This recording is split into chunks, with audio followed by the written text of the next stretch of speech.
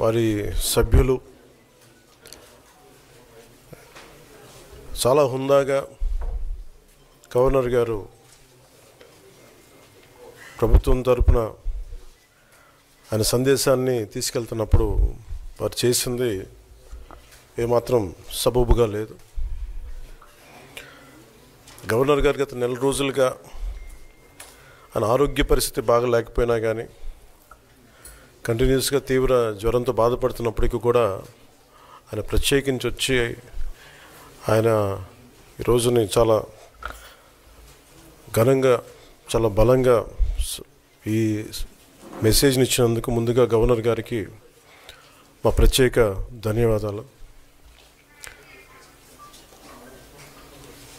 Governor గారి ప్రసంగంలో YCP అగ్రనాయకత్వం కానీ సీనియర్ నాయకులు కానీ వారి ఎమ్మెల్సీ సభ్యులు కానీ గవర్నర్ గారి ప్రసంగం పత్రులు చించేయడం కానీ లేదంటే వారు ప్రత్యేకించి డిమాండ్ మాకు ప్రతిపక్ష హోదా ఇవ్వాలి అనేది చాలా బలంగా మాట్లాడుతూ వచ్చారు.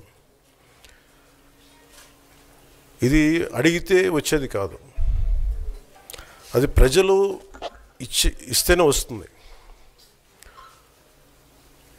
బేసిక్గా ఒకటి హయ్యెస్ట్ మెజారిటీ ఎవరికి ఉంది వాళ్ళు ప్రభుత్వం ఫామ్ చేస్తారు, వాళ్ళకంటే నెక్స్ట్ స్టేజ్ ఎవరికి ఉంటే వాళ్ళకి ప్రతిపక్ష హోదా ఇస్తారు.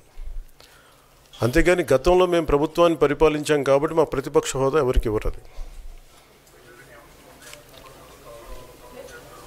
కనీసం జనసేన కంటే కూడా ఒక సీట్ ఎక్కువ వచ్చినా కానీ వాళ్ళకి ప్రతిపక్ష హోదా దక్కేది. ఈ రోజున ప్రభుత్వంలో second largest party Janasena. So దాన్ని ప్రజల దృష్టికి తీసుకొద్దాం. వైసీపీ నాయకులు వాళ్ళు చేస్తుంది ఏంటంటే మాకు ప్రతిపక్ష హోదా ఇస్తే తప్ప మేము అసెంబ్లీలో అడుగు పెట్టాం లేదంటే ప్రసంగాలను అడ్డుకుంటాం అని ఇది సరైన మెసేజ్ బయటికి వెళ్దాం. ఇది సరైన విధానం కూడా కాదు. ఇది ప్రజలందరికీ తెలియజేయాలనుకున్నాం. ఇది ప్రతిపక్ష హోదా ఏ పరిస్థితిలో వస్తుందంటే మీకు రూలింగ్ పార్టీ కంటే కూడా అత్యధికంగా ఇంకొక సీట్లు వాళ్ళకంటే మీరు వస్తే దాని తర్వాత స్థానం మీకు వస్తే ఖచ్చితంగా ప్రతిపక్ష హోదా వాళ్ళకే ఉంటుంది. 21 సీట్లు ఉన్న జనసేన 11 సీట్లు ఉన్న వైసీపీకి ప్రతిపక్ష హోదా ఎలా వస్తుంది?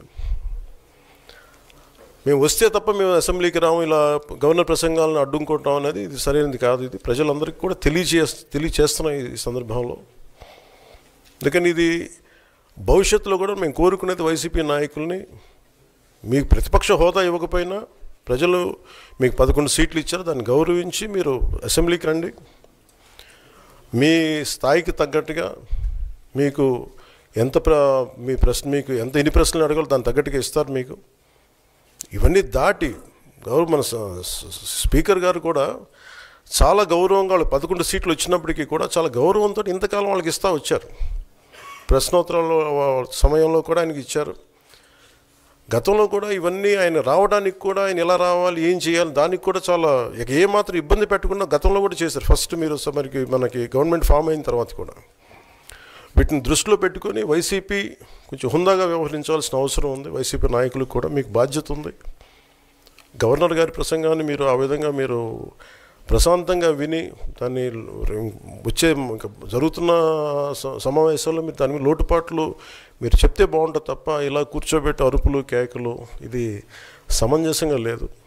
అంటే అర్ధాంతరంగా ప్రతిదానికి అసెంబ్లీలోకి రాగానే గొడవ పెట్టుకోవాలి, దేన్నైనా విభేదించాలనేది ఇది చాలా లో లెవెల్ ఆలోచన విధానం, లో లెవెల్ స్ట్రాటజీ. అది ప్లీజ్ మీరు అప్గ్రేడ్ అవ్వండి, మీరు అప్లిఫ్ట్ చేసుకోండి, మీరు కూర్చోబెట్టి డెమోక్రటిక్ ప్రాసెస్ని గౌరవం ఇవ్వండి. మనస్ఫూర్తిగా వైసీపీ నాయకులకి ఇది నా విన్నపం, నా విజ్ఞాపన. This what I would like to say. And నిజంగా కావాలి అంటే మీరు ఈ 5 సంవత్సరాల్లో మీరు ప్రతిపక్ష హోదా మీకు రాదు, అది మీరు మెంటల్గా ప్రిపేర్ అయిపోండి. 11 సీట్లతోటి మీకు ప్రతిపక్ష హోదా ఇవ్వబడదు, రాదు. ఎందుకంటే ఇట్ ఈస్ చంద్రబాబు గారు, గౌరవ ముఖ్యమంత్రి చంద్రబాబు గారు డిసైడ్ చేసేది కాదు, జనసేన డిసైడ్ చేసేది కాదు. దానికి రూల్స్ ఉన్నాయి, దానికి రెగ్యులేషన్స్ ఉన్నాయి, నామ్స్ ఉన్నాయి. ఉదాహరణకి నేనే ప్రభుత్వం మన కేంద్ర ప్రభుత్వం ఫార్మేషన్కి మేము వెళ్ళినప్పుడు పార్లమెంటరీ లీడర్ని ఎన్నుకోవాలి మనం కూర్చున్నప్పుడు ఎన్డీఏ పక్ష నాయకుడు ఎన్నుకోవాలనుకున్నప్పుడు నేను నాయకుల స్థాయిలో నేను కూర్చున్నాను.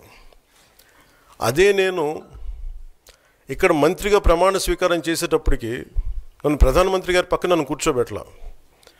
నేను డిప్యూటీ సీఎం అయినప్పటికీ కూడా అది మంత్రి హోదానే కాబట్టి తిరిగి నన్ను మంత్రులందరూ పక్కనే కూర్చోబెట్టారు తప్ప ప్రత్యేకంగా నన్ను అక్కడ కూర్చోబెట్టలేదు. They very specific rules and regulations నడుస్తాయి. ఉదాహరణకి పొద్దున కూడా స్పీకర్ గారు ఎదురొస్తే నేను అసెంబ్లీలోకి అడుగు పెడతా ఉంటే స్పీకర్ గారు ఎదురొచ్చారు.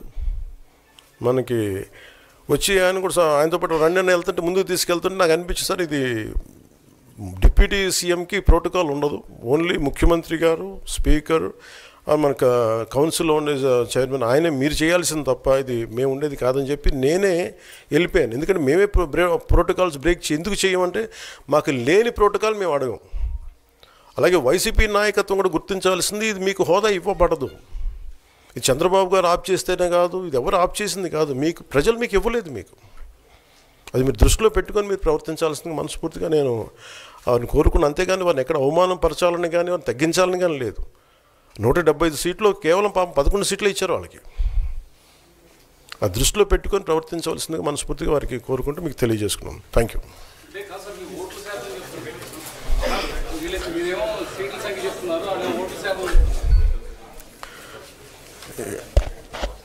ఫస్ట్ అప్పుడు ఏం చేయాలంటే సార్,